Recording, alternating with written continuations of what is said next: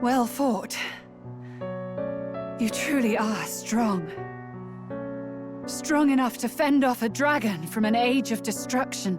Rella, for His Highness, I will do what I must. Forgive me, but have you any last objections? As for the crowd I've enchanted, you needn't worry. That was no spell of control. They should have come to their senses a while back now. Then, your life is now forfeit by my hand. Wait! Sister, please tell me what happened on that day. I want to know everything. I was only 12. No child could so easily take a life in cold blood. I was confused, scared. I lost control. And the spell was cast. And so it became a wasting curse. Imperfect. Juna, do you remember how we talked of your dream? To become a singer whose voice could reach everyone in this land. I've changed my destiny through song, you said. You told me that as a Nydia, singing is the only truth you have. As a true-born heiress of the Cygnus family, in my eyes, you were like a shining beacon. You became my dream. Stop. We're not talking about that. I couldn't do anything for you. In you, I saw such freedom. I didn't want to lose you. So that day, I...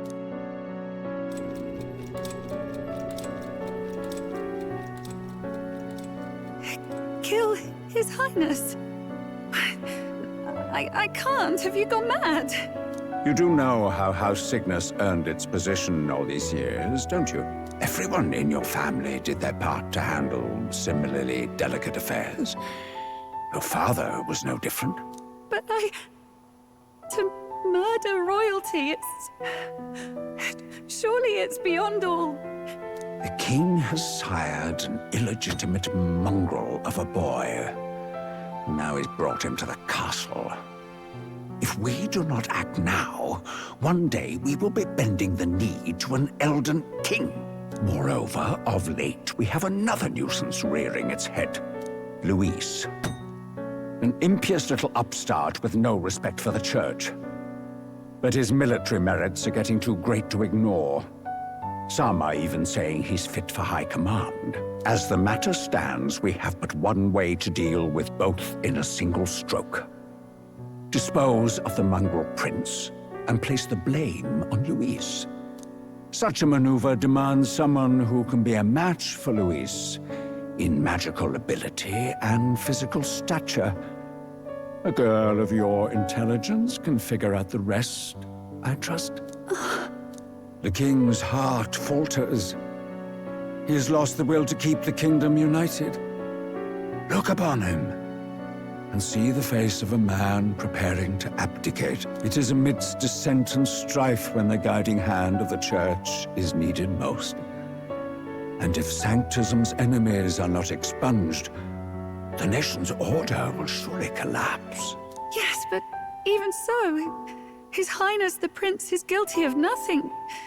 To murder someone innocent, it is an unforgivable atrocity. If I recall, you have a sister. Unrelated by blood, yet already they speak of her beauty. And a most charming singing voice, yes? What does Juna have to do with this? Rella, you are destined to lead your family in due course. Surely it's your responsibility to protect them from the grief of any personal tragedies. Or will you live the rest of your life regretting a single night's lapse of judgment? I'll do it.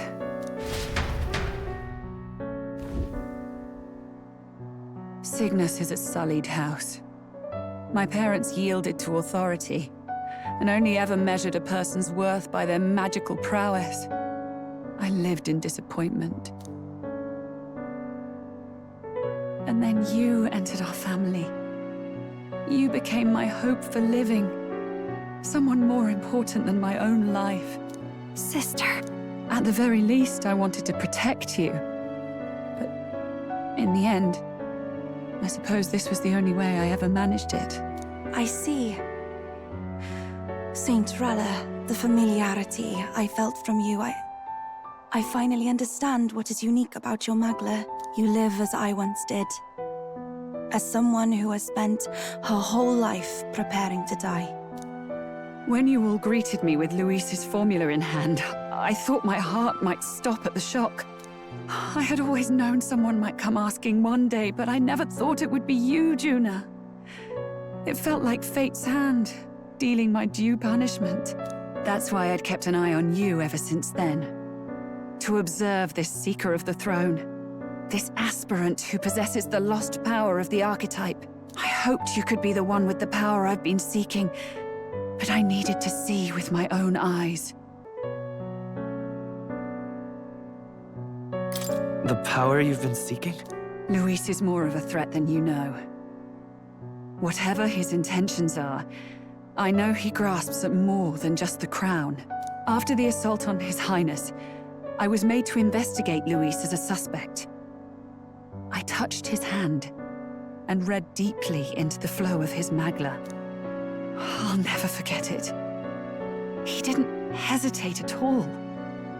I expected to see his aura, but it was more like a vision plunged into my mind, pure and vivid and violent, choking me in its flow.